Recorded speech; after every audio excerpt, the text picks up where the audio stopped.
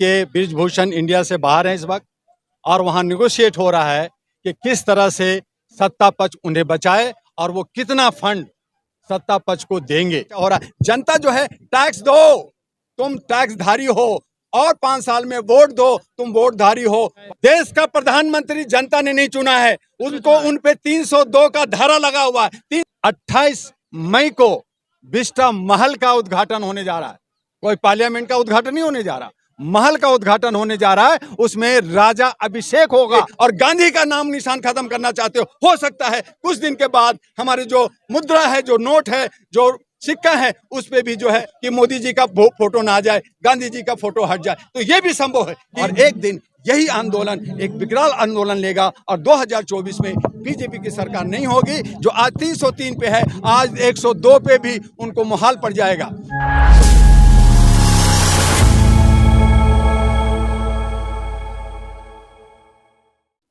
आप जर्नलिस्टों से मैं ये कहना चाहूँगा कि जब अगर उनकी ये सोच है तो आज वो इंडिया से बाहर क्यों गए हुए हैं। आपको मालूम होना चाहिए कि बृजभूषण इंडिया से बाहर हैं इस वक्त, और वहाँ निगोशिएट हो रहा है कि किस तरह से सत्ता पक्ष उन्हें बचाए और वो कितना फंड सत्ता पक्ष को देंगे। ये सारे नेगोशिएशन हो रहा है। पोस्को में बचना बहुत मुश्किल है, जितना देर कर रहे हैं वो नासूर बनता जा रहा है। ये हमारे खिलाड़ी, हमारी जो है, ये हरियाणा का इशू नहीं रहा, ये राष्ट्रीय अंतर्राष्ट्रीय इशू हो गया है। इस पे आज ऑस्ट्रेलिया, जापान और जहाँ जहाँ भी हमारे प्रधानमंत्री जा रहे हैं वहाँ पे उनको बेइज्जती झेलना पड़ रहा है। लोग जो है, जो हमारे स्ट्रीम मीडिया है, वो दिखा रहे कि नहीं हमारे मोदी जी का बहुत इज्जत हो रहा है, वहाँ पे हर जगह उनको बेइज्जती झेलना पड़ रहा है। आपको मालूम होना चाहिए कि ऑस्ट्रेलिया में जहाँ उनका स्वागत हुआ वहाँ पे 5 यूनिवर्सिटी का बच्चों का एडमिशन के लिए उन्होंने रोक लगा दिया है। वो बच्चे अब वहाँ पे एडमिशन नहीं होगा, क्योंकि भाई आपके यहाँ तो बहुत गलत परिपाटी चल रही है। तो इसका जवाब कौन देगा? मैंने स्ट्रीम मीडिया तो दिखा रही है कि मोदी जी का जो विदेश में काफी भव्य तरीके से स्वागत हुआ है, पैर छुए जा रहे थे। वहीं जापान में उनको सभी जितने भी वीआईपी थे उन्होंने इग्नोर किया, उनसे नहीं मिले। और वो जिनका जो है, जिनको दाना नहीं है, छोटे से कंट्री में जा करके वो अगर आपका पाँव छू लिया तो हमारे पास भी आएंगे तो मैं भी छू लूंगा। मैं भी तो भाजपा विरोधी, मोदी जी का विरोधी हूँ, लेकिन देश का प्रधानमंत्री अगर आता है तो मुझे भी पाँव छूना पड़ेगा। तो इसका मतलब ये नहीं हुआ कि आपका सम्मान मिला है। वहाँ पे जो उनकी बेइज्जती हुई है, देश का जो सम्मान और जो हमारा सर नीचा हुआ है, वो शर्म की बात है। और मैं आपको बता दूं, 28 मई को बिस्टा महल का उद्घाटन होने जा रहा है, कोई पार्लियामेंट का उद्घाटन नहीं होने जा रहा, महल का उद्घाटन होने जा रहा है। उसमें राजा अभिषेक होगा और वहां पे सुंगोल छड़ी, जहां पे मुकुट पहनाया जाएगा, गौन पहनाए जाएंगे और हाथ में राजा की छड़ी, जिसका हिंदी माने होता है राजदंड। राजदंड यानी कि अगर कोई गलत करे, अगर कोई आवाज उठाए जनता, तो उस छड़ी से आप उसको जो है ये करो। संगोल के मतलब होता राजदंड, जहां पे हमारा धर्म सत्यमेव जयते, जहां हमारा अशोक का स्तंभ, हमारा जहां गांधी जिसको विश्व पिता कहा गया, आप उसको खत्म कर करके सावरकर का और नाथूराम गोडसे का के दिन में आप जो है वहां पे उद्घाटन कर रहे हैं। आप साबित क्या करना चाहते हैं? आप ही लोगों ने प्रधानमंत्री चुन के भेजा है। देश का प्रधानमंत्री जनता ने नहीं चुना है, उनको उन पे 302 का धारा लगा हुआ है। 302 जनप्रतिनिधि ने चुना है, और वो 302 का जन समझते हैं। 302 जनप्रतिनिधि ने अंधभक्ति में उनको दे रखा है, वो मुजरिम है। मैं बार बार कहा है आप लोगों से कि मैं मोदी जी को कभी बुरा नहीं कहा, मैं आज भी मोदी जी को जय हो कह रहा हूं। लेकिन वो जो 302 जनप्रतिनिधि हैं, जो अंधभक्त हैं, जो वो जो भत्ता और सैलरी और सारी ऐसो आराम कर रहे हैं मेंबर ऑफ पार्लियामेंट, वो सारे के सारे 302 भोगी हैं। और इसीलिए मैंने कहा कि 302 का धारा हमारे देश के प्रधानमंत्री पे लगा हुआ।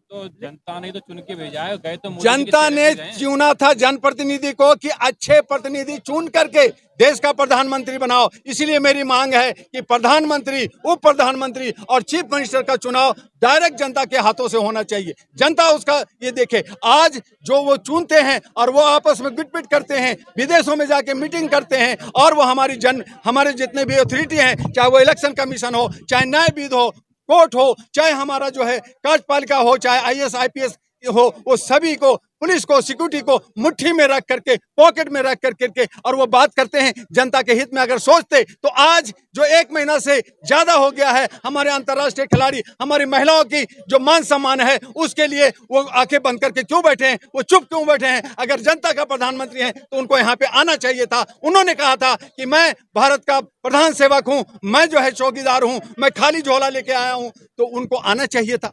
लेकिन क्यों नहीं आ रहे हैं? देश विदेश क्यों घूम रहे हैं? यानी हम यहाँ पे गर्मी में मरे, हम यहाँ पे खून ये हम लोग गोली खाएं, हम लोग यहाँ मच्छर खाएं और आप जो है ऐश करेंगे, तो वाह रे वाह, हमारे सेवक कि सेवक जो है वो हो गया राजतंत्र, वो उसी का तो अभिषेक होने जा रहा। हम देखेंगे कि कितने सोशल मीडिया को आपको वहां घुसने देते हैं।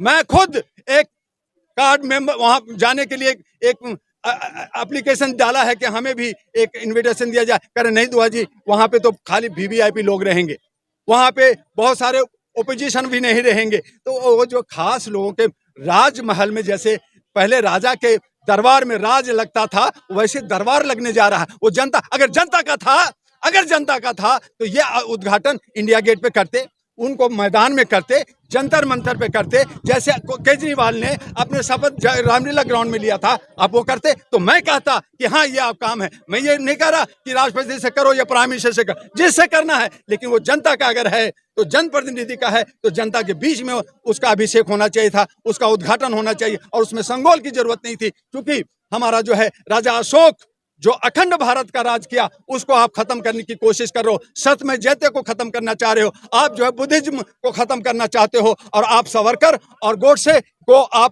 ऊपर ला करके और गांधी का नाम निशान खत्म करना चाहते हो सकता है कुछ दिन के बाद हमारी जो मुद्रा है, जो नोट है, जो सिक्का है, उस पे भी जो है हमारे आदरणीय सम्माननीय हिज एक्सीलेंस में कहूं कि मोदी जी का फोटो ना आ जाए, गांधी जी का फोटो हट जाए। तो ये भी संभव है कि ये जल्दी होने वाला है।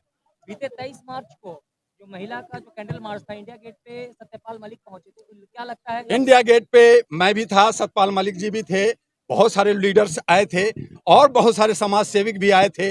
लेकिन हुआ क्या, वो देख रहे थे, वहां का सारा जो है टेलीविजन पे देखा जा रहा था, स्क्रीन पे देखा जा रहा था, प्रधानमंत्री भी देख रहे थे। लेकिन कहा कि इनको करने दो, इनको जो खर्चा, जो इनको हंगामा करना करने दो।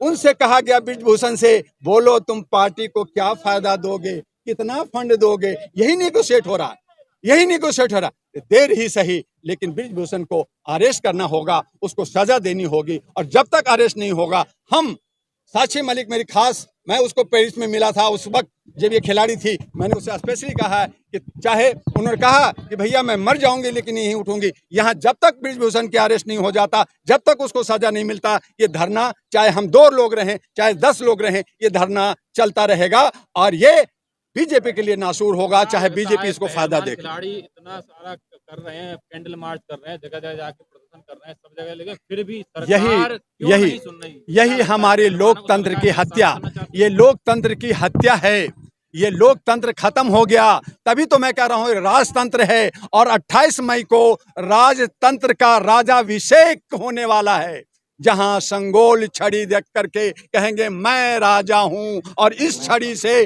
तुम लोग को, जैसे यूपी में बुलडोजर चला रहा है, जो गरीबों के घरों में चल रहा है, उस छड़ी से जनता को मारा जाएगा, गरीबों को मारा जाएगा। गरीब जो अंधभक्त हैं, जो सोच रहे हैं कि नहीं मोदी जी हमारे या बीजेपी बहुत अच्छा कर रहे हैं, वो आंसू से ऐसा रोएंगे, आंसू नहीं खून की आंसू रोना पड़ेगा। वो वक्त आ रहा है और धीरे धीरे जनता को समझ में आ रही है। उनको जो कर्नाटक में सबक दिया है, उसे 5 राज्यों में भी सबक मिलेगा। और आने वाले 2024, आपको ये भी बता दूं, आज ही बता देता हूं कि मई में जो लोकसभा का चुनाव है, उसको भी ये टालने जा रहे हैं। वो मई में चुनाव नहीं होगा, वो जाकर के अक्टूबर नवंबर में होगा, वो भी जनता के हंगामा के बाद। हो सकता है कि ये 2024 का चुनाव ही रद्द कर दें और ये राजतंत्र घोषित कर दें, ये हिंदू राष्ट्र है, मैं राजा हूं।